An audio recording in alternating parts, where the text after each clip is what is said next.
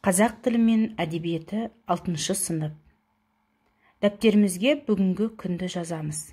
Бүгінгі тақырыбымыз ата-анамды үлгі тұтамын. 2 сабақ. 15 беттегі 8 тапсырманы орындаймыз. Тапсырмада сөздерден сөйлем құрап, дерексіз зат есімдерді табамыз.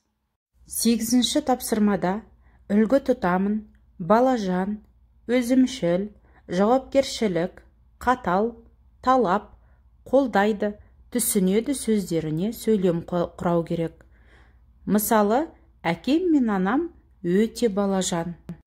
Деректі және дерексіз зат есімдерді есімізге түсірейік. Деректі зат есім дегеніміз көзбен көріп, қолмен ұстауға болатын заттар. Ал дерексіз зат есім көзбен көріп, қолмен ұстауға келмейтін заттарды айтамыз. Келесі тапсырма 16 бет 10 тапсырма. Төмендегі тірек сөздерді пайдаланып, өзің үлгі тұтатын адам туралы жаз.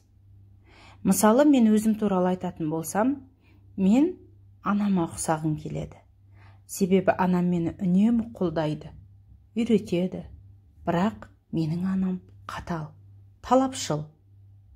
Сонысына қарамай, маған жауапкершілікті үйретті. Және де үнемі өзімшіл болмауды ескеріп отырады. Осымен бүгінгі сабақ аяқталды. Сау болыңыздар.